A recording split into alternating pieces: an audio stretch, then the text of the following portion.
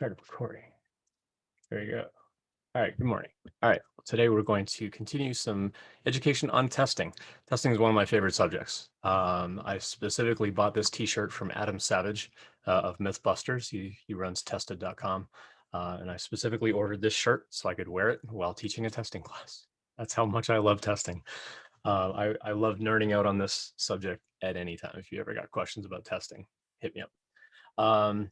We're going to learn about what mocking and stubbing is, and we're going to have a handful of vocabulary questions. I'll get into the notes in a little bit, but I want to start with a warm-up. So for the 30 seconds or so, I want you all to think about these two questions. Think back to your first project and your current project. Was there any kind of functionality that you couldn't really easily write a test for?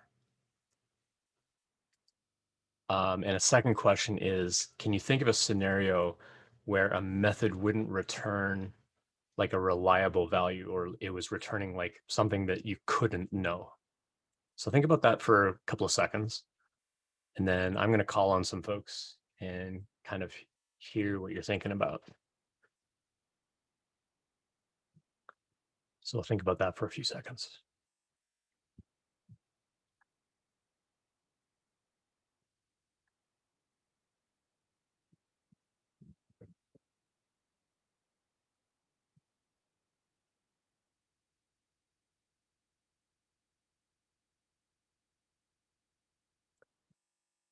All right, let's go to Miriam. Miriam, what do you think? Was there anything in either your current project or your previous project that was like really hard to write a test for? Like you just didn't know how to write a test? Yeah, my partner and I were actually we're trying to figure that out. We're trying to create a test for a sequence generator, the Okay. one that's going to generate sequences for the color orders, and we're not sure how we would approach writing a test for it if we don't know if every time we call it, we're going to get a different value from it. Yeah. Yep, that's a great example. Randomness is really hard to test. Whenever you're trying to generate something random or presume something random, that can be pretty tricky to test for sure. What are some other examples? Saw some other stuff go by in chat. Let's go to Ezzy. Ezzy, what do you think? What are some other things that are just difficult to test? I remember the gets.chomp. I don't know if we can even test for that. Yeah, gets anything that fetches user input, because it like literally the system is going to pause and wait for you to like enter keystrokes. That one's actually also really hard to test. It's not that it's hard to test, it's inconvenient to test because you can't just run RSpec and walk away while your tests are running. You Okay. actually have to be there to like enter something because it's actually going to prompt you for input, and you actually have to sit there and like type in that input. And so it's hard to test because we can't automate it. Like we don't really have a robotic arm like hitting letters on our keyboard. It would be cool if we did, but we don't. So there's no easy way to test for user input like that. Yeah, good example. Let's go to Michael. Michael, what do you think? We were having trouble testing for methods that call methods internally, and also, I guess in some of the instances, it would, by calling the method, it then puts you into a flow where it called other methods, and then it was asking for user input, and then you're stuck in the game flow. And, yeah. Right. Yep, for sure. And this whole idea of like cascading things can be really tricky for sure. When you get into things like mod 2 and mod 3, there are also things that are going to be really tricky to test. Like, what if your database goes down? You know, you got all this data in your database. What happens on the web page if the database gets shut off? That's really hard to test. What if there's a scenario like, you know, you're trying to authenticate a user and you've got to mimic the workflow of that user logging in through Google to get back to your application? That's also difficult to test without actually having somebody there like clicking on things like, here's my email. You certainly don't want to write emails and passwords into your tests to actually log into a real Google account. That's a huge security risk, especially if that code's going up on GitHub. So yeah, I want to try to avoid that sort of stuff. Antonio, what do you think? Yeah, timestamps can be kind of difficult maybe, because if you start a game and end a game at certain points and having to like take the difference, we're having some issues with that. But I also wanted to point out that sometimes you can figure out a way to test something and it works in the test, but you had to modify your, you know, maybe your Ruby code to have that happen, and you don't want those like the way you modified it to like be the final way to do it. So sometimes there is a way to make the test pass. However, if you're going to keep changing things, it like will make your test not pass later on when you go to run it. And so that was another issue we ran into. Yep, that's a great one. Thanks for sharing. And timestamps is also a really tricky one. Like later on, for example, in Mod 2, you might have a project where you say, hey, I've got all these like fictional products in a database that I'm selling in a store, and I want to try to find, you know, the most recent thing that I've added to my database in the last 30 days or something like that. And that might work today because you're developing that project right now. But if you come back to that project like 2 months from now and you say, what's the latest thing that I added to the database in the last 30 days, and I expect these things to show up, they may not necessarily be there because they're older than that. And so the results that you get back won't be what you expect. So things around timestamping can also be really tricky for sure. Last one, let's go to Matt. What do you think, Matt? Yeah, everything that's been mentioned so far, our group has run into.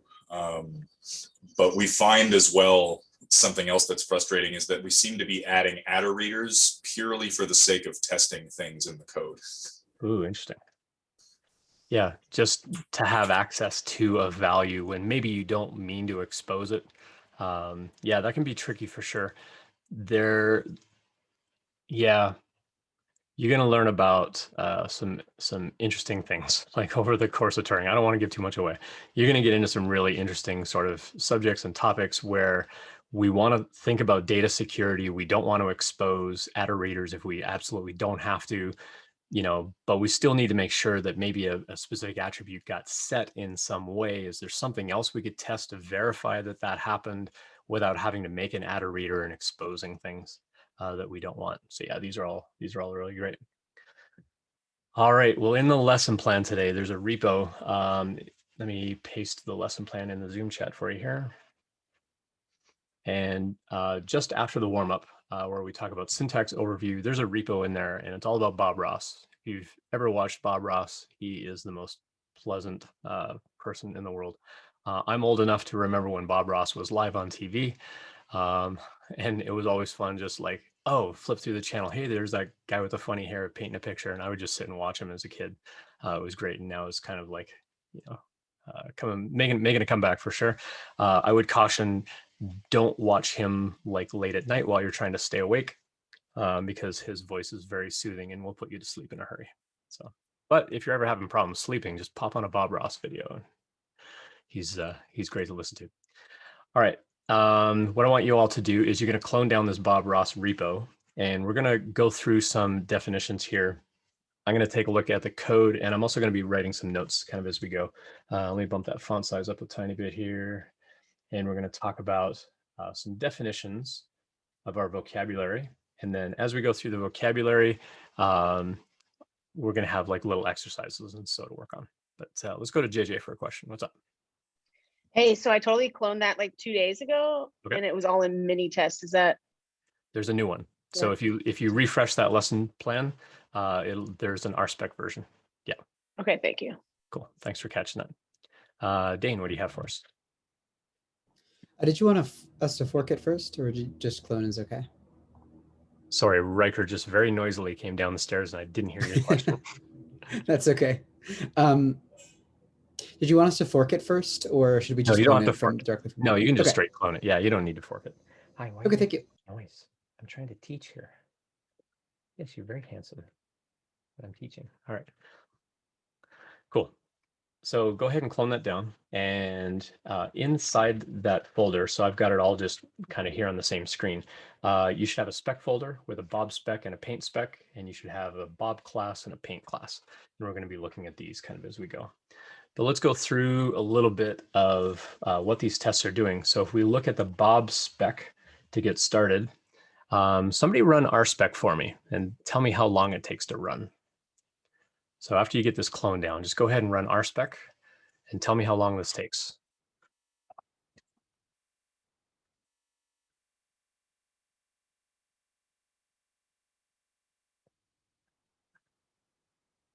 I see several people like nodding their head like it's still going, it's still going, it's still going. Takes a minute. 14 seconds. Little shortcut for you. Whenever you want to time how long something takes, you can literally write the command time space and then RSpec. And after RSpec finishes, it'll tell you how long it took. This is kind of on purpose. We did this on purpose. There's actually code in here that introduces a sleep timer just to purposely make this really long. We don't want you to remove that code because we're going to show you how mocks and stubs are going to make this stuff faster. So we'll leave it in there. And then eventually, like over the course of the morning, we're going to see that this is going to take much less time to run. Cool. So it takes a really long time. And what we want to do first is we want to try to figure out, well, is there a way that we can make like a pretend object to not do this? And the first thing that we're going to look at is what we call a mock. And a mock, by definition, so some test suites will call these doubles or test doubles. When I hear the word double, I think of the name of stunt double. And so what is a stunt double in an action movie? Stunt double is like someone who's going to stand in for the real actor and kind of look like them, kind of act like them, but it's not the real thing. And so when I think of what a mock is basically, it's like a fake object to mimic our real object.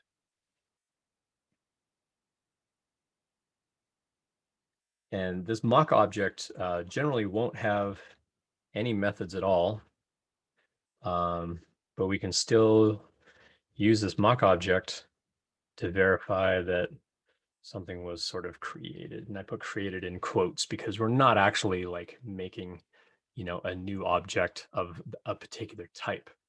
It's still going to be considered a mock object. Like if you were to actually introspect and see what kind of object it was, you would see that it's a mock object or a double that we're going to see.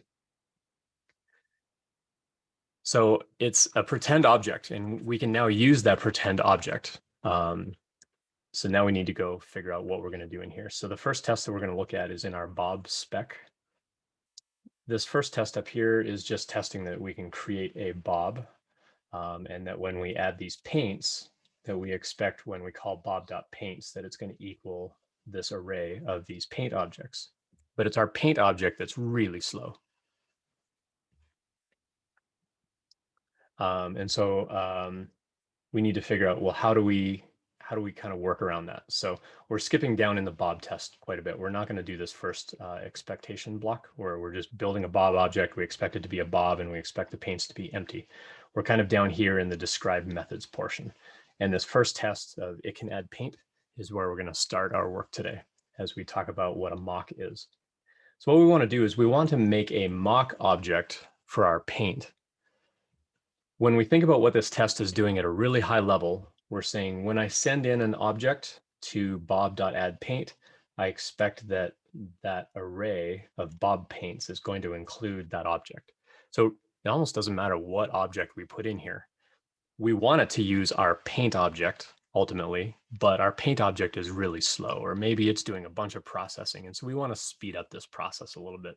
And this is where a mock can come into place. So in RSpec, what we can do here is we can change paint.new.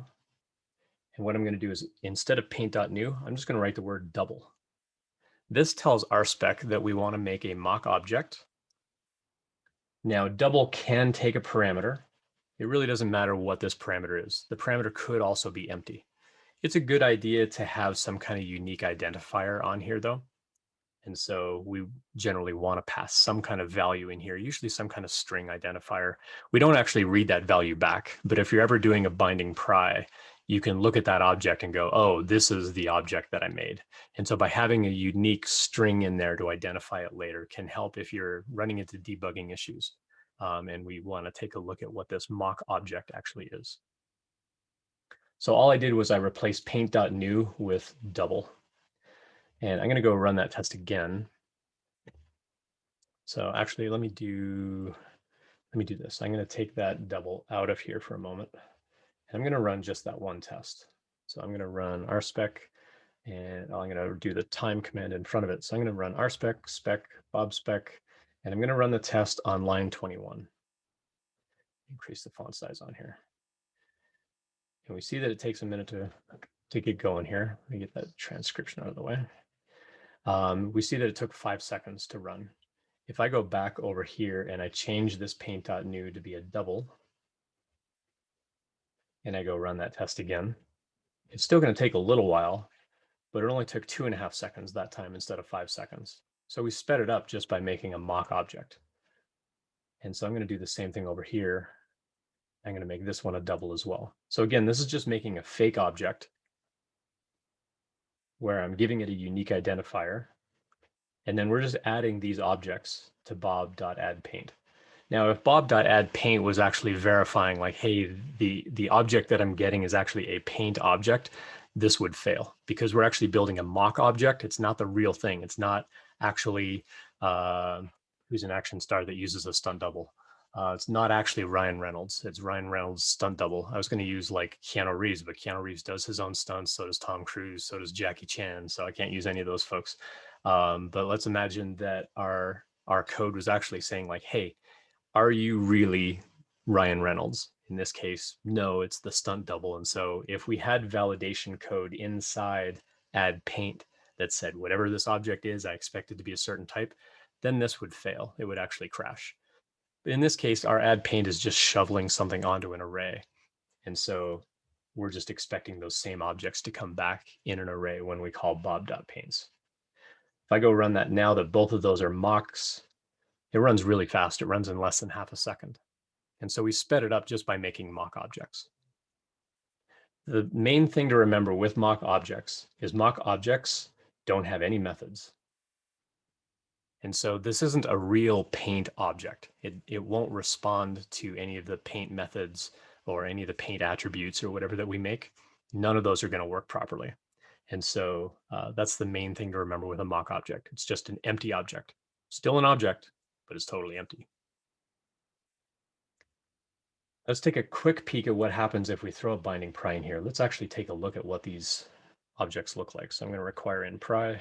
I'm going to do a binding pry. I'm going to run that test again, just so that we can see what these objects actually are. So if I look at paint 1, I actually see that it's a double. So again, I'm kind of using the stunt double sort of thinking. And I can see this unique string that I gave it as a parameter. So if it was just double with no parameter and paint 2 is also a double with no parameter, how would I know which one I expected to get back? Because when I'm in pry and I look at that object, it's just a double with no sort of unique identifier. So it's usually a good idea when we use double to give it some kind of unique ID. So I'm just going to add that to my notes over here real quick. So we use double to create an RSpec. And this can take an optional parameter. And it's a good idea to make that parameter something unique in case we need to identify it later in debugging. You don't have to give it a parameter, but it's a good idea too. And I'll share out these notes later on. All right, any questions so far on mocks? We're going to go a little bit deeper on this kind of as we go here. Let's go to Marla. What do you have for us? I don't know if I know how to fully formulate this question yet, and also you might be covering it later, but I guess so in this situation, we're just purely checking that that object is shoveling into.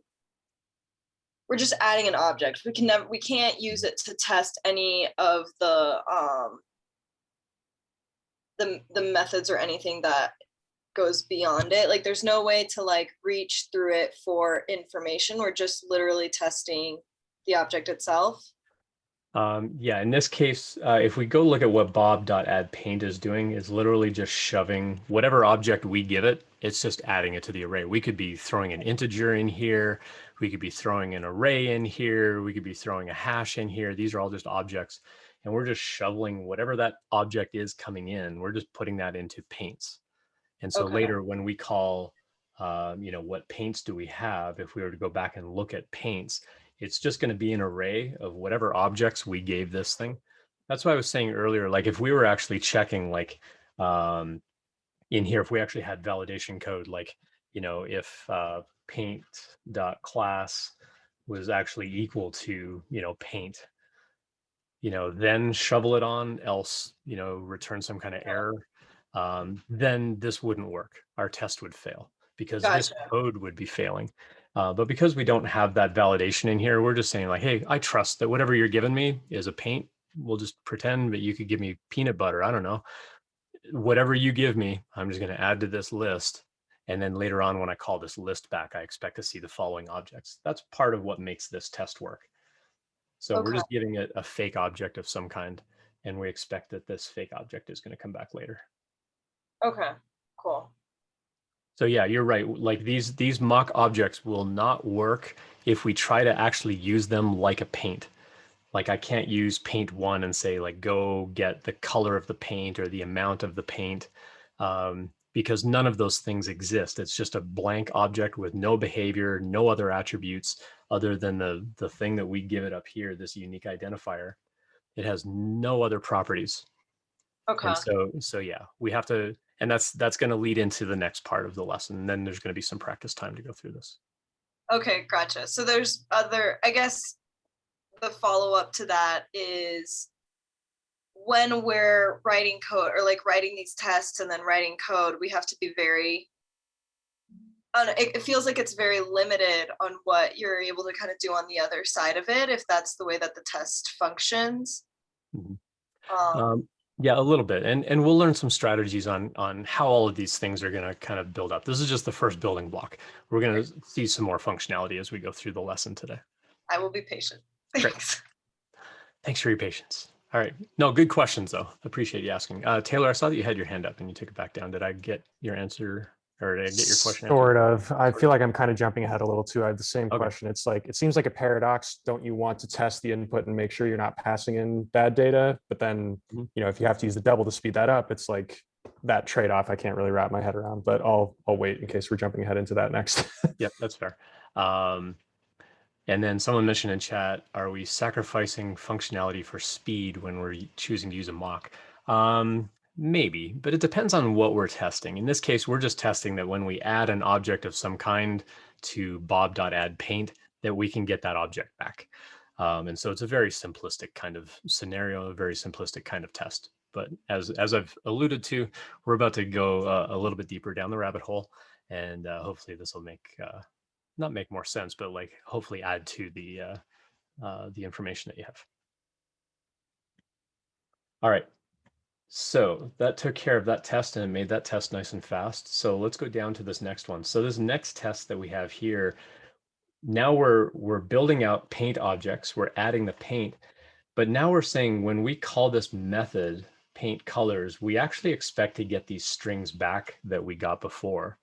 And this is where this is going to start to fail for us, because if we call double on this, so I'm going to build some mock objects here instead. And let me go run this test. This test is on line 32. So I'm going to exit my pry and I'm going to run that test on line 32. And it says this doesn't work because my test double received unexpected message color with no args. This one's a little confusing to read.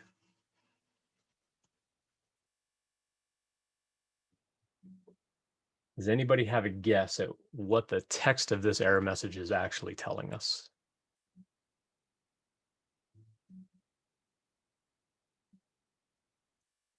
Any takers?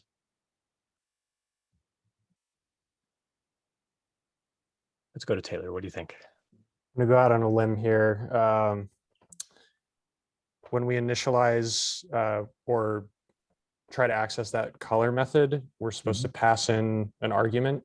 And because we didn't, and we're just using a double, which just takes an empty string and isn't actually passing an argument to initialize that color variable, Yeah. it's not liking it. Yeah. So let's look at the stack trace. So we started on our test on line 39. This took us to our Bob class on line 13. We're inside paint colors. Inside of that, we're doing a map. And inside of that, we're in a block. We're trying to use something called paint colors. So we ended on bob.rb on line 14. So let's go take a look at what's going on in there. So if we look at Bob on line 14, we're in this map. So let me pull this down here so we can kind of see both. So we got into this map function, and it said on line 14, we're in this block of paint colors, and we received an unexpected message called color that had no arguments. This text is a little bit confusing because we haven't really taught how methods are actually happening under the hood in Ruby. You could think of it kind of like passing messages back and forth where you're saying, hey, object, I want you to go do this thing. Think of it like passing a note in class, like, hey, I want you to go do this thing and give me some kind of response back. So what this is actually saying is I'm using this object that you gave me, this mock object, and I'm trying to call a method on that object called color. I tried to say, hey, object, go call this color method and give me a response. But in this case, that was an unexpected message. It can't respond to that method. Our mock object doesn't have that method. Because again, mock objects don't have any behaviors. They don't have any attributes other than that unique identifier that we gave it. And so is basically complaining because the object that's here is a mock object, and we can't call .color on our mock object. So someone mentioned in chat, because we're using a mock, there's no functionality in the mock. We would need an actual instance of the variable to test whether a method does what it's supposed to do. That's right. Cool. Cool. All right. Thanks, Taylor. That was actually pretty good guess. I love when folks go out on a limb. So basically what we're seeing here is when we call bob.paintColors, it's actually mapping over these objects and trying to call paint.color. But because these are mock objects, we don't have a color method, but we still want to use a mock object. So what do we do here? Well, this is where we get into what we call a stub. So let's go define what a stub is. I'm going to go back to my notes. A stub is basically, it's a fake response to a fake method. Sorry, let me correct this. It is a known response to a fake method. So what this allows us to do, it allows us to make a fake method and always return a known response. So let me correct that. So a stub is basically saying, hey, I want you to like actually answer, like if I were to call this method on this object, I want you to actually answer with this known data. This could be really helpful for something like getString. You could build a stub for getString. So when you're sitting there waiting for the user input, you could say, hey, I want to go stub getString. That if my code anywhere ever calls getString, I want it to always return the following thing. And that could be like a string object or something. In this case, we want these mock objects to return a known value for a given like color method. So what we're going to do over here is we're actually going to add a stub onto our method over here. Now this syntax is a little bit long, and so I'm going to close up that file system there for just a sec. What we're going to do over here is we're going to say I want to allow my paint1 object to receive. Now the receive is part of this message thing. If we go back and we look at what that error message was actually telling us, it received an unexpected message. And so we're going to say, okay, well, now I want you to receive an actual message here. So I want it to receive a message called color. And this is basically saying, I want you to answer, if I try to call a method .color, I want you to answer that. So that's what this whole receive thing is about. This is basically saying, go call that method and give me back a response. So I'm saying when this object receives a color method request, then I want it to return a known value. In this case, we would want to return this string. So I'm just going to copy and paste that string in here.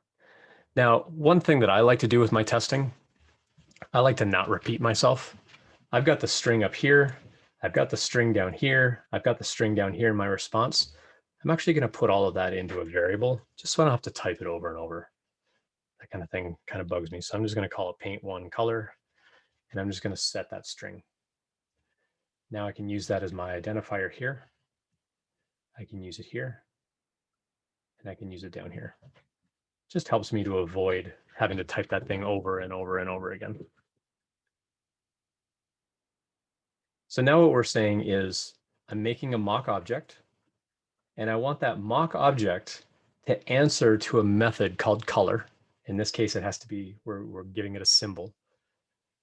And say, I want to receive color. In other words, I want something to be able to call, paint1.color, and I always want to return a known value.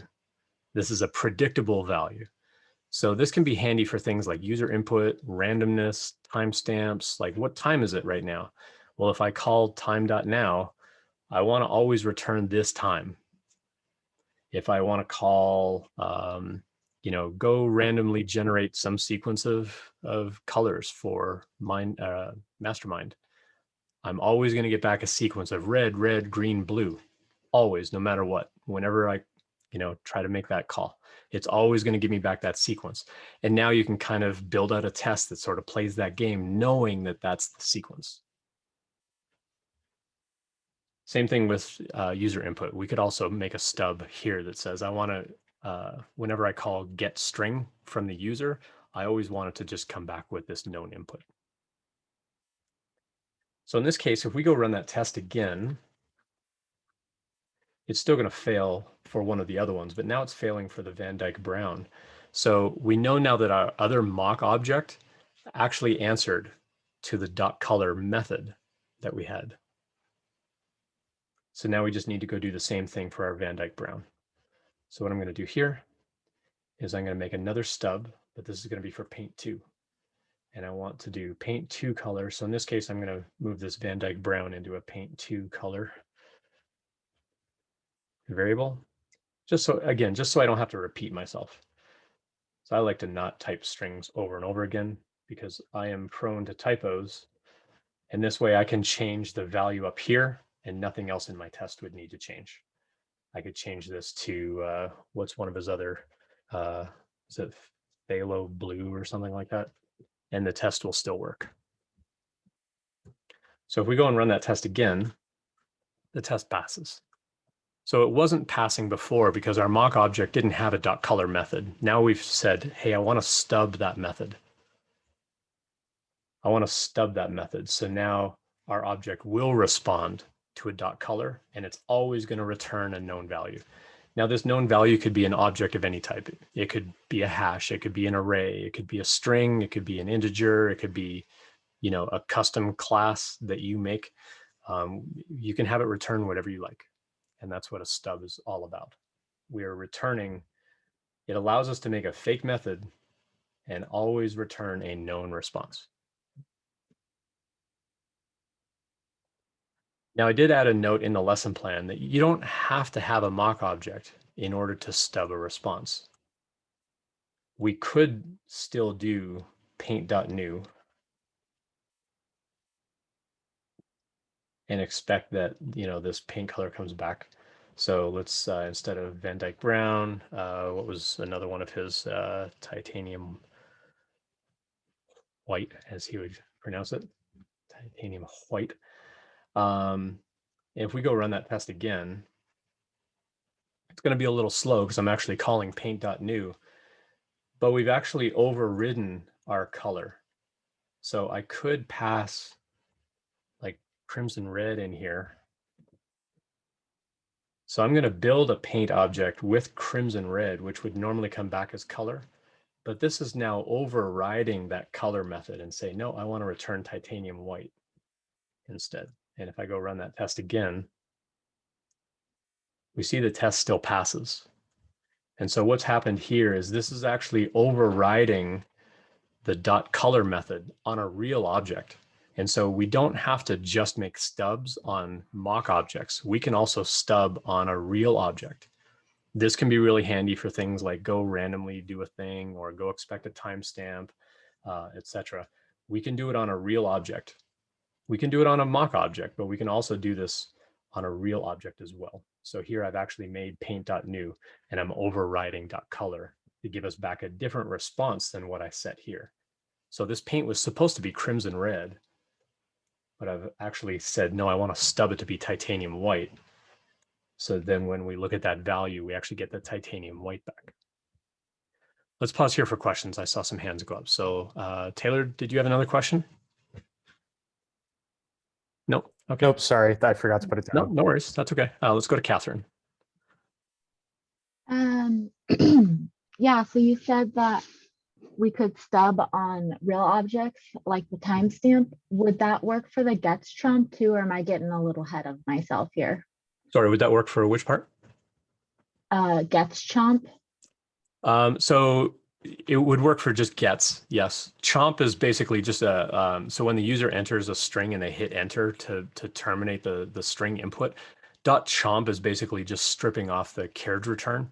Because if I type in my name like Ian and hit enter, you're literally getting a string back of Ian plus an enter, plus a new line character. Oh. And so chomp is just Sorry. chomp is just getting rid of that. But you could stub just gets. You can stub gets. And then the chomp is just saying like strip off any white space off the end. And that's like whether I end with a bunch of space characters or the enter key, things like that. It'll strip off those things. That's all chomp is doing there. But yeah, you can totally stub gets.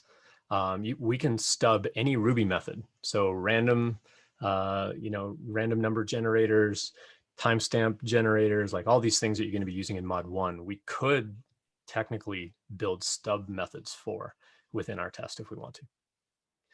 Fantastic. Great. All right, let's go to Michael for a question and then Marla. So does the way that we're currently working with the stub, is it possible to stub information that's being, I don't think how to word it, like called within a method inside of your setup here? So if my method is, like if I have a conditional in a method and I pass a value of P, and then if P, it runs a method, am I able to stub that? You're not really able to stub a conditional, but if the conditional is based on input that you're taking into the method, then you can stub the method. You can also say, I want to receive this method with these known parameters and receive a known output. So that way, if you call it with a particular parameter set, it will return a known output. So there are ways around it, but you can't just stub part of a method. You can't just stub a conditional within a method. You have to stub the whole method. Thank you. Yeah, cool. So let's do Marla's question real quick, and then we're going to take a POM break because we're overdue for POM. Okay, I'll try to be quick. So I guess I'm trying to break down like how we would stub real methods in a sense. So like I guess the same way you're initializing the paint object, right? Or the instance, and you receive, so the colon color, is the colon just a symbol for like this is a method following, like this is the name of the method within this class? Yeah, it's a symbol of the name of the method. Yeah. Okay, gotcha. So I guess for like gets, right, you would still need to initialize the class that is holding the gets method in order to stub it within the test. Is that correct? Yep, and I'm going to let you explore on that one a little bit. I'm not going to show you how to do that. But yes, there are ways that you can mock actual Ruby API calls to say like, or not mock, you want to stub. If I actually make a call to random, I want it to come back with this known value. Yeah, and I'll let you explore on how to do that. Okay, sounds good. Cool. All right, well, let's pause here for a palm break. Let's come back in, give you like 6 minutes. So we'll come back at 48. So we'll come back at 48 minutes after the hour. We'll see you then. All right, cool. So let's pause here and take some other questions.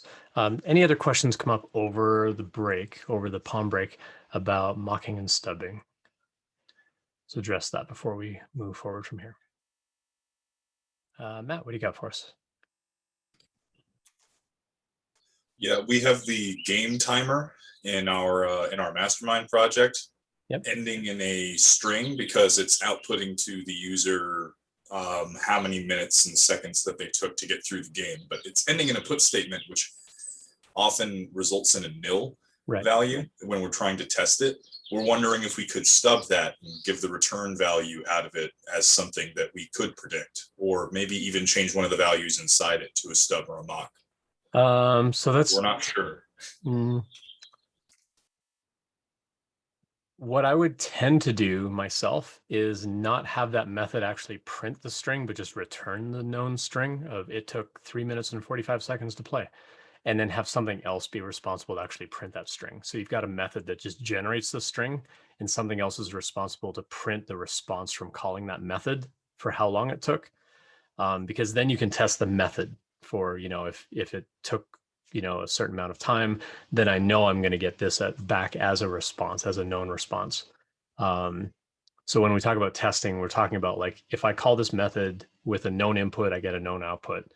But because puts is always going to return a nil, if you stub that you get a different kind of response, then it's not really going to behave the way that it's actually going to act in production, like when you actually run the code for real, because it's in like running it for real is going to return a nil if your last instruction is a puts. So if you try to stub a different response, then you're testing that something's going to work in a different way than what's actually going to happen. And so that's actually going to cause more problems down the road. Cool. All right, well, let's define kind of, so I just kind of gave you the definition here for what a unit test is. A unit test is basically a way of, we're testing a very small portion of our code, which we call a unit. And this is typically just a single method. Most of the time when we talk about unit testing, we're talking about I'm making a test with some kind of input and I expect some kind of output when I call that method.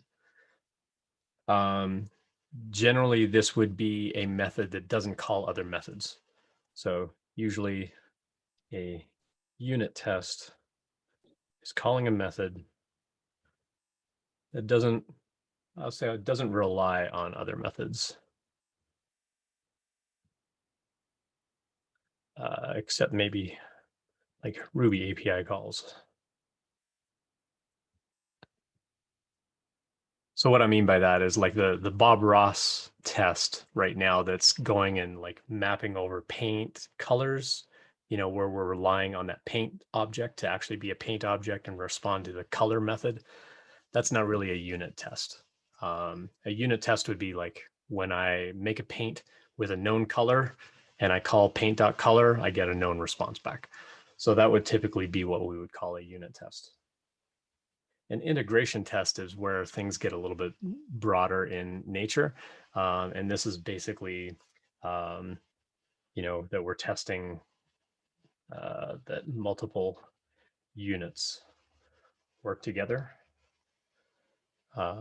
for a bigger feature of our software. So an integration test is saying, if I call this method, that's maybe calling other methods, maybe doing a bunch of other stuff, and then it comes back and it finishes with a known result. That's more what we would call an integration test, sometimes called a feature test. So also known as a feature test. So if you ever hear of somebody talking about a feature test or an integration test, it's the same thing. They're just synonyms for the same thing. But an integration test is where we're calling a method that maybe calls other methods that we've written. And we're making sure that all of this stuff kind of plays nicely together, that everything is behaving well together. That's something that we would call an integration test. But a unit test is generally just when I call this method with a known input, I get a known output from that. That's going to be what we call a unit test. And generally, if your method is taking input or multiple inputs, you're going to have multiple tests that test different kinds of inputs and have different kind of responses based on what those inputs are. So it's generally a good idea when you're taking in inputs that you have multiple tests. Like what are those inputs? What are the implications of sending in different kinds of inputs? What should I expect to get back or expect to happen? Any question on those definitions, unit test and integration test? You'll be writing unit tests and integration tests pretty much your whole time at Turing. These are the two main types of tests that you'll be building out in your time here.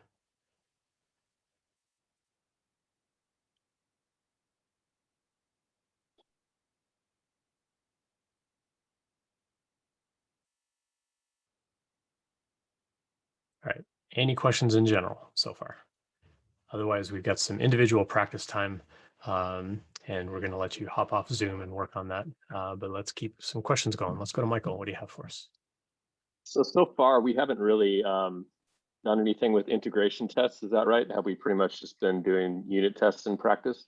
A lot of what you've been writing have been unit tests in this project that you're on right now, because you're calling methods which are going to chain out into like other objects and calling their methods and so on. Those tests now are going to be what we would consider an integration test, because it's testing that multiple things are playing together in order to do a thing. Okay. Thank you. So if we go back and we look at the Bob spec, up here at the very top, we've got the instantiation. If I call bob.new, I expect to get an instance of Bob. That's a unit test. If I call bob.new, I expect this attribute to be set, to be empty. That's a unit test. When we get into here where we're saying I want to add an object to add paint, and I get a known array of things back, that's also a unit test, because we have known inputs, therefore we have a known output. When we're getting into this test here where we're talking about paint colors, because calling bob.paintColors is relying on another object to call its method to do something, this test is actually an integration test, because it's expecting multiple other things to call methods and behave in a certain way to have a desired outcome for this test. So this test is actually an integration test.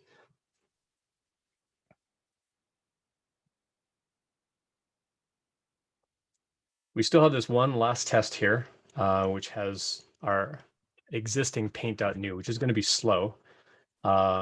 So let's work together as a class real quick on this. We're going to fix this up together, and I'm just going to like randomly call on folks to help me fix up this test. And what we want to do is we still want to get this value of 67 at the end, but we want to use mocks and stubs to get there. So I'm going to start with, let's start with Jason. So Jason, what's the first thing that I can do here if I wanted to?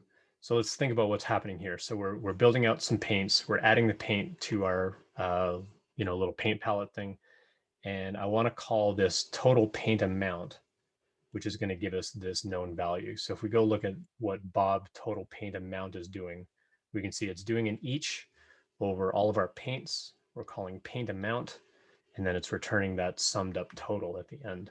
So walk me through just the first part of this. What would we need to do to make this test run faster? Did you make just the paint _1 and paint _2 just equal to those values without the calling paint.new? Not really, because we're adding the paint objects, and then later on this total paint amount is actually looping through those objects and calling an attribute. So this is another integration test. So we need these sort of paint objects to still respond to getting the amount of paint, which is this second parameter here. So what can we do here? Yeah, I'm not sure, man. Okay. So the first thing we want to do is we want to make some mock objects. So how can I turn paint one into a mock object? What would I do for that?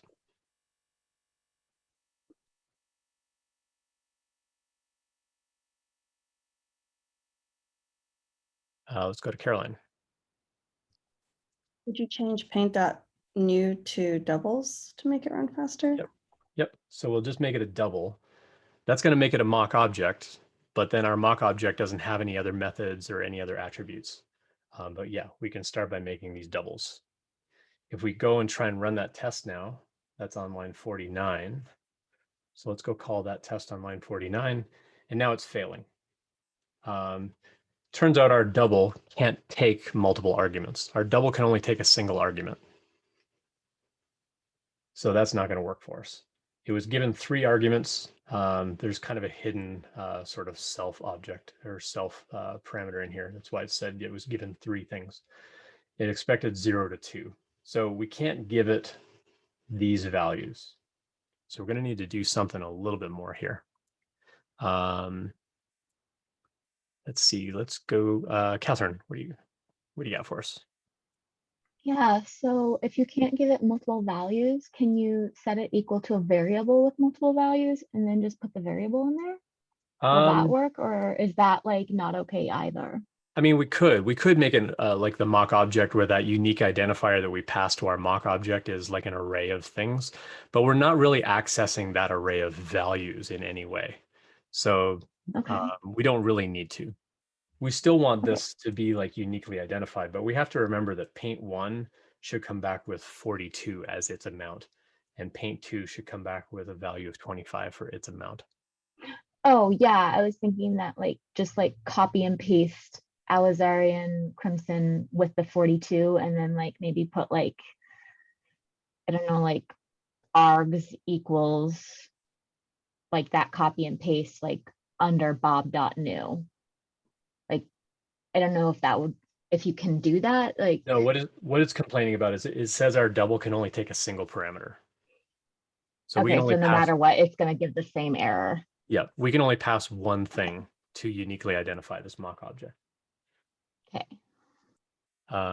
Let's go to Marla. What do you think? Would we be able to just do like keep Elazarin Crimson as the argument and then in the stub have the amount method return 42? Yep, that would be a good plan. So we'll reduce these just down to 1 argument. And now if we go run that test again, now we're getting this received unexpected message amount. So this is telling us like, hey, this object is not responding to that method. So yeah, this is where now we need to actually build in our stub method. So now we've got a mock object. Now we need to go build a stub method for this. Let's go to Elliot. Elliot, what do you think? How can we build a stub for paint 1 to give us back a value of 42? What would that syntax be?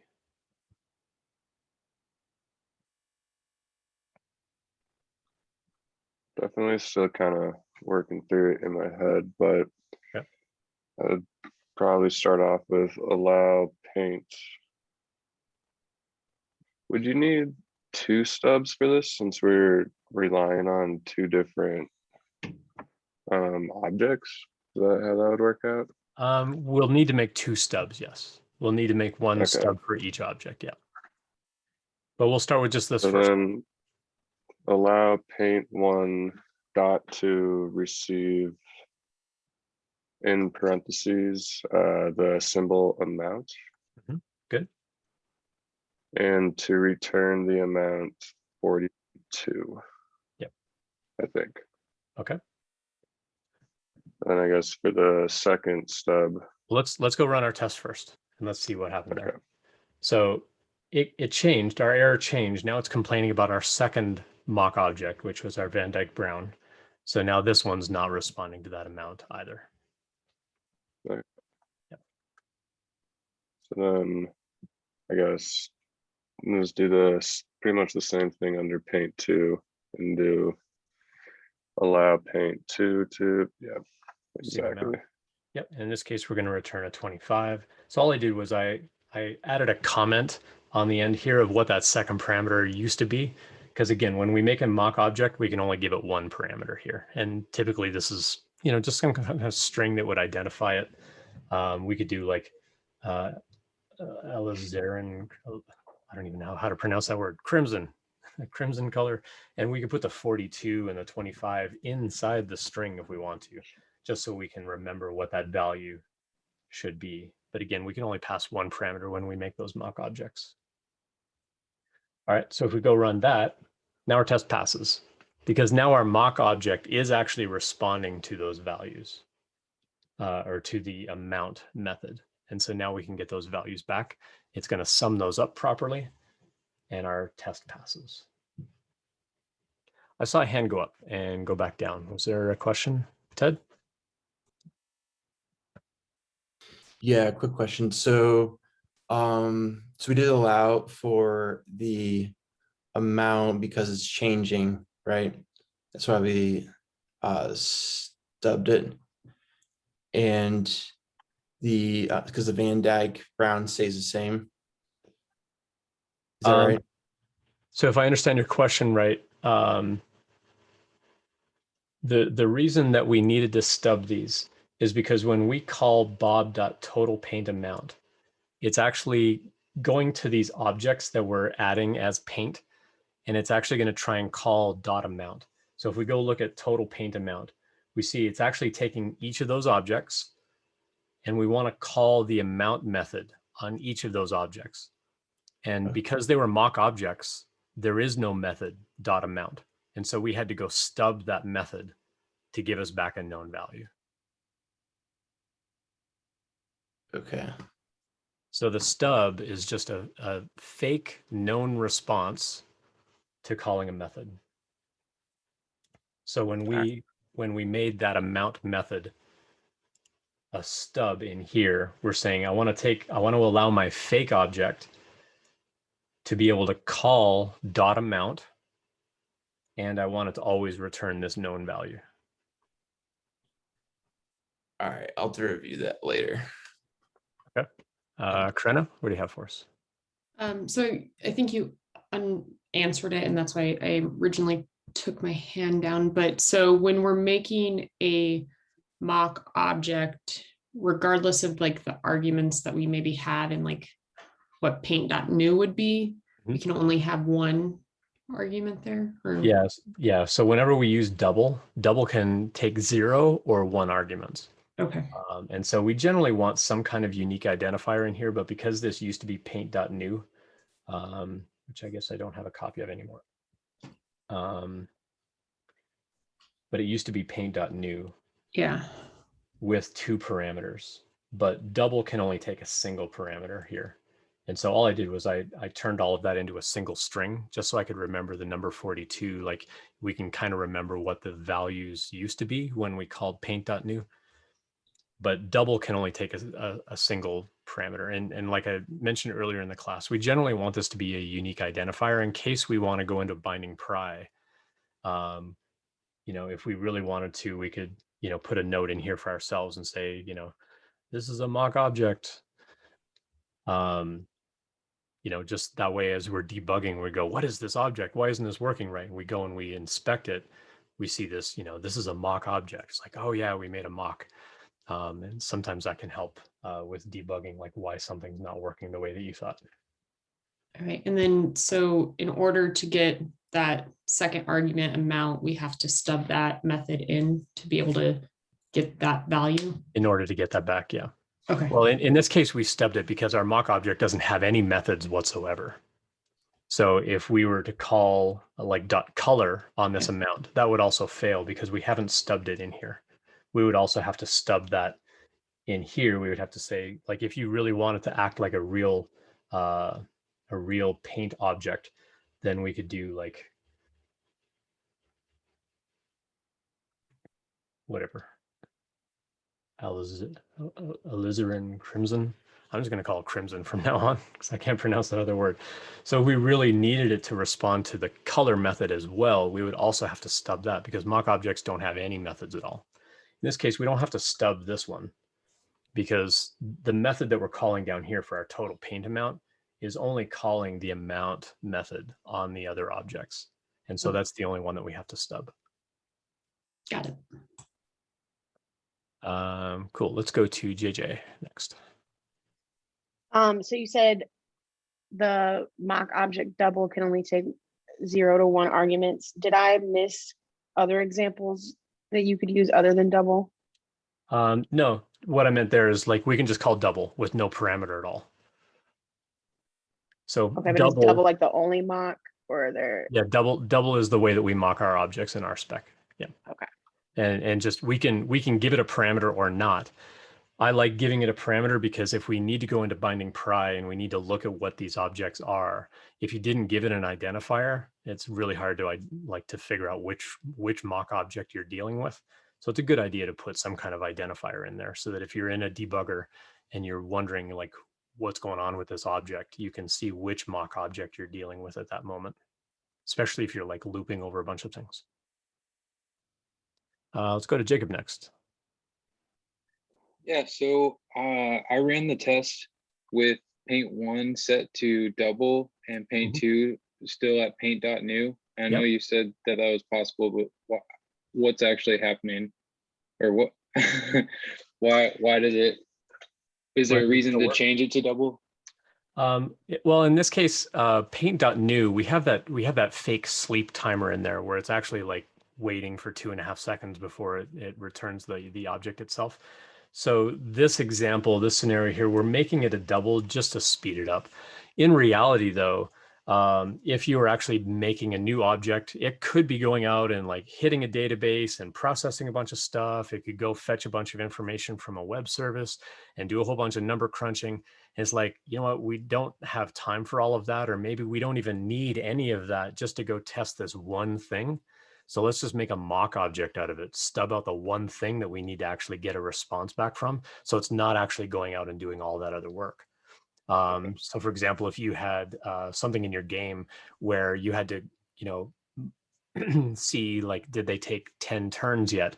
You don't actually want to write a test that says, this is what you need for turn 1, this is what you need for turn 2, this is what you need for turn 3. What if we could just say, stub out a method that says how many turns have been taken? Always return 10. Now, when we call that method to say how many turns have we actually completed, it's automatically going to return it. You've taken 10 turns. Now you can test, okay, well, what happens when the game is over? Now you don't have to build a giant test where you're testing all of the different turns and whatever. You're just testing the end result. And so it can really simplify our tests because we can kind of like jump to the end, like go to the last chapter of the book and kind of like see what's going on. We can kind of mimic that behavior without having to replay the entire game in the test. Okay, thank you. Yeah, good question. Thanks for asking. Cool. Other questions on mocks and stubs?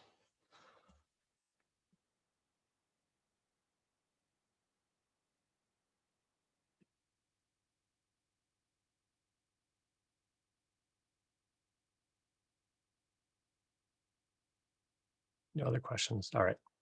Underneath, excuse me. Underneath the unit test and integration test section in the lesson plan, there's a section called individual practice. There's a repo to clone down there, and it's called user image generator, and there's some RSpec tests in there. We would like you to each have some individual practice going through mocks and stubs. And so we would like you to work through that for the next little while. When you're done, you can go back to your project work, but we really want you to work through this. If you need help on it, you can post in the code help channel, but I think we'll hop off Zoom. But we do want you to work through these. At the bottom, there's an interview question that says, what are mocks and stubs? When would you use them? It would be a good idea to practice being able to talk about these kinds of things in technical terms. Like, what is a mock? What is a stub? When would you use one or the other or both? These would be good concepts to just practice talking about. You can practice those answers with one another, but it's a good practice to get into, good discipline to get into of, as you're going back and reviewing notes on these things, is actually talk about like, what are the definitions of these things? What is that? What is a mock in technical terms? What is a stub in technical terms? And when would you use them? These make really good technical interview questions that I might ask in a real interview. And so being able to speak to the technical terminology would be important. And then there's a couple of links at the bottom if you want to read up a little bit more on test doubles. But yeah, let's spend at least the next hour going through the individual practice on that user image generator. If you've got other questions, I'll stop the recording in a moment. But if you have other questions, I'm going to stay on this call. If you have other questions, I'm just going to leave this call open. If you've got questions, you can come back, you can ask. Otherwise, you can hop off of Zoom and go work on that individual practice repo for the next hour or so. And if you've got further questions, you can either jump back on the call as long as the call is open. If it goes for a while and nobody's got questions, I'll just close down the call. But if you do have questions, you can certainly ask in the code help channel and I'll answer in there.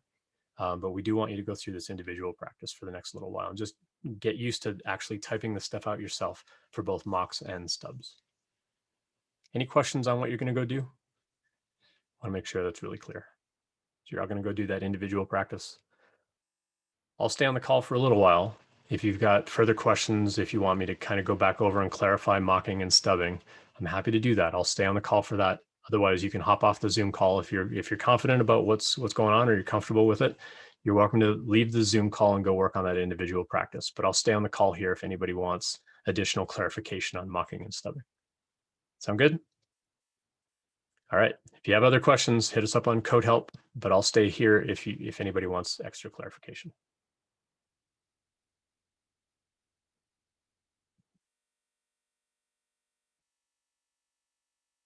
And I'll probably keep the recording going just in case there are other questions. Just that way we'll have that recorded. Let's go to Elliot first. So this might be a question for a different time, but I noticed you were able to show your like recent changes or differences in VS Code. Is that a extension that you downloaded, or yeah, I forget what the do that? Yeah, I forget what the extension is called, but it's some Git extension that I added on VS Code. It's actually kind of annoying. I actually don't like the pop-up that keeps happening. It tends to block too much of my work. So one of these days, Really? Okay. But yeah, it's just a plugin. It shows you like who changed that line of code and when and whatever, but that little pop-up's kind of annoying. Yeah, no, I've noticed that. Okay, gotcha. Cool. All right. Just wondering. Yeah, no worries. Lex, what do you got for us? Next. Yeah, I noticed that code in general has some kind of fun mnemonic or like interesting roots that go back to real language. And I was wondering, like, I kind of get mock, like, you know, it's just sort of a mock, like a fake object, but where does stub come from? And forgive me if this is just a silly question and I'm not getting the cultural reference. No, no such thing as a silly question in my class ever. That's a good question. I don't know where the term stub actually comes from. I mean, I could probably draw parallels to what I think it is, but I don't know where the actual like term came from. I think of it kind of like would be a good example, like almost like a Frankenstein kind of thing, where you're like, oh, let's attach an arm here, let's put a leg over here, let's put a head on top of the thing, where you're kind of like piecing things together, but that doesn't really. I mean, stub of an arm, stub of a limb or something. I don't know. That's not a really great analogy. I like that. It's not a great analogy, but it helps. Yeah. You can think of it maybe like pruning a tree. If you've ever like pruned a branch onto a tree, it could be something like that. You're basically like, you're adding something to another object. Yeah.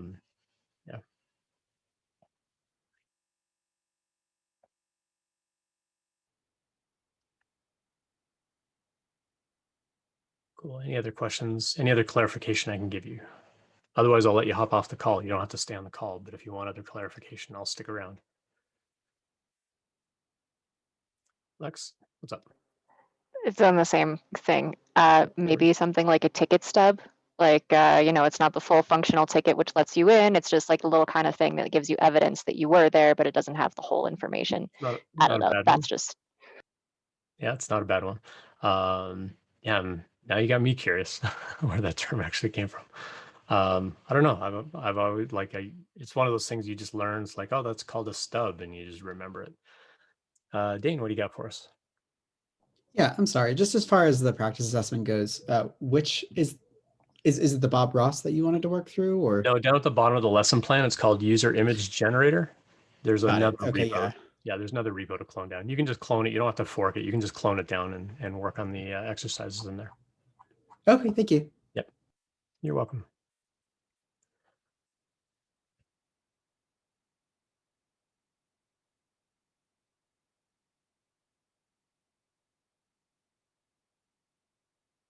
Caroline, what do you got for us? Just to clarify that I'm understanding this properly. So the mock object is where you have like on line 51 and you're saying paint one equals double and then those values. And then the stub would be like line 52 where you're allowing that object to receive this method that hasn't been defined. And then you're saying, I want to basically force return this value. Is that right? Yeah. And so even if it was like a real object where that method is defined, so we could still do a paint.new over here, but maybe I initialize it with, 10 units of paint, but I can still actually stub out amount to return 25 if I want to. So we can still override what a real object's method is doing. So we don't have to just make stubs on a mock object. We can make stubs on real objects as well. So in this case, we're actually going to go make a real paint with an amount of 10, but I'm going to say, hey, anytime you actually call the amount method, I actually want you to return 25 instead. And now anywhere else that this object calls .amount, it's always going to come back with 25. And is double what is making it run faster, or double is just what we call a mock object in RSpec? In this case, both. So double is the method that we use in RSpec to make a mock object. In this case, it becomes faster because we made paint.new slow. If you go actually look at the paint object, you'll see that there's a sleep command in there. And that's slowing it down on purpose, because there are times in our software where as we initialize something, it's actually like going out and it's crunching a bunch of data, and it can actually take time to actually go build that object. And that just slows down your whole test suite. Like we saw at the very beginning, when we ran just RSpec, it took over 20 seconds to run. And if we make test doubles, or if we make mock objects out of all these things, it runs in less than a second. Like the whole thing runs really fast because it doesn't have to go do all that work. So we put the sleep timer in there just to pretend like, what if paint.new was actually going and doing a whole bunch of things and it took a really long time to come back and make that object. That might be a scenario where you want to do a mock object just because you don't have to go do all of that other work. Depending on what you're testing, you may not have to go do all of that work as sort of preamble. If you're only testing this one little piece over here, you don't have to go generate all that data over there if we're just testing this piece over here. Okay, so a double is making a mock object and it Yep. speeds it up because you're saying, I just want to look at a piece of this object, not initialize the whole object. Well, it's also faster because a mock object has no attributes, no methods whatsoever. So it's a completely empty object. And so it's really fast for Ruby just to give you back that empty object with nothing in it whatsoever. So you could think of it like it's not even calling an initialize method. I mean, it kind of is under the hood, but it's not calling your initialize method that may be going out and processing a bunch of stuff. So it's faster because it's empty. There's nothing else set up in that object whatsoever. There's no other attributes, no other methods defined. And then in this case, we're actually defining a stub to answer a method because we want to like test that the behavior of calling total paint amount works, but we don't want to have to go make a whole paint object and maybe do a whole bunch of other processing just to get back this value. So on line 51, when you put this is a mock object, crimson, and then 42, is that not kind of initializing those attributes of the mock object? It is. It's giving a unique identifier to the mock object, but that's the only thing in that mock object. Okay. So that's why I said it's kind of calling an initialize function under the hood, but it's not calling your initialize method in paint.new because this is just an empty object. The parameter that we pass here is just a unique identifier for the object. So it really doesn't matter what we put in here. We could call it object one if we want to. But just that way, when you're in pry and you're like looping over these things, we know which object we're looking at. If we're kind of curious, like, this one isn't quite behaving the way we expected, which object is it? and we can see, oh, it's this mock object from my test. And Gotcha. then you can kind of, further debug from there. Okay, thank you. Yeah, no problem. Let's go to Ezzy. What's up? I think you just answered it like 2 seconds ago, but but earlier you deleted the 42 and the 25 because it only, mocks only take just one parameter. But ultimately your goal is to make sure that the 42 and 25, the total, when you call on the bob.total paint to equal 67. But it's just because I tried to run it again, after adding the two stubs, and like it didn't work. So I'm just making sure that, okay, yeah, it's because it only takes one parameter, and our goal is just to test that the total paint does equal to 67. Yep. And so again, this string is just like unique object 1. Sure. That's really all that's doing. And we could do the same thing here where we have another double, and this is just unique object 2. So it's just a unique identifier. That's really all that parameter is. And we don't even need to put anything in here at all if we don't want to. We can just leave that completely blank. But like I said, sometimes if things start going wrong somewhere else, and you're in a pry session and you're like, what is this object? All you're going to see is an empty double. And you're like, I don't know which one it was. Was it the double that I made on line 51, or is it the double I made on line 54? Don't know. That's why it's nice to have the unique identifier, because maybe we stub these things out a little bit differently and, something's failing. Now we know which stub to go look at because we're looking at unique object 2. And okay, well, that stub's not behaving properly. Maybe it's coming back with the wrong value or something like that. And so it'll help in your debugging just by having a unique identifier there. Okay, cool. Thanks, Ian. Yeah, no problem. Krena, what do you have for us?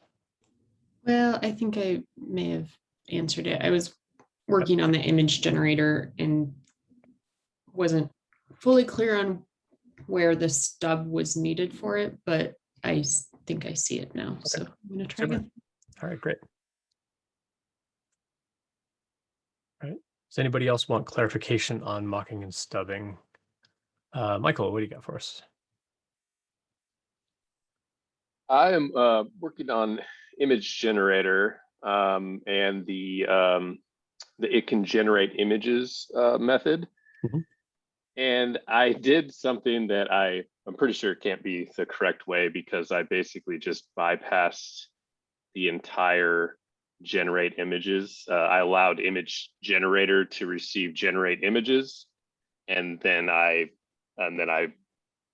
provided the return. So I basically just, it's not calling generate images at all. Is that what's expected? It depends. Whenever you make a stub, it's going to go call that stub method. And so if you're expecting some kind of output, then you're going to have to stub that thing gives you back the right response.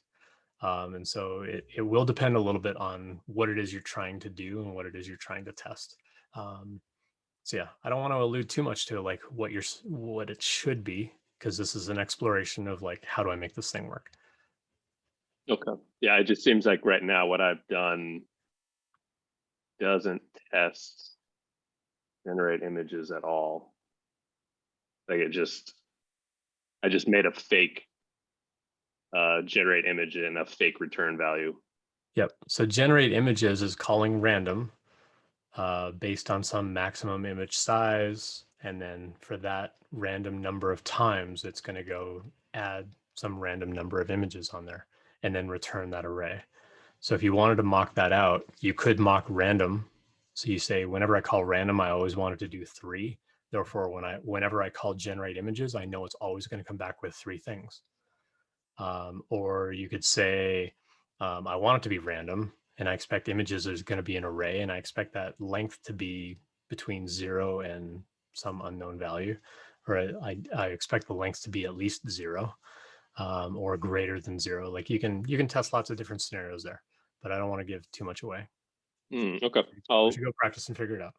Yeah, I'll play. Okay, thank you. Great.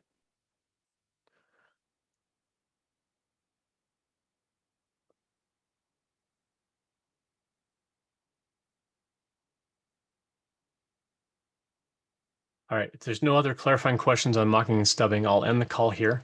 If you do have questions related to the image generator, you can go ahead and ask in the code help channel, and we'll pay attention to that over the next little while. Otherwise, we'll let you get off Zoom for a little bit, and I'll get this recording posted up. All right, see you folks.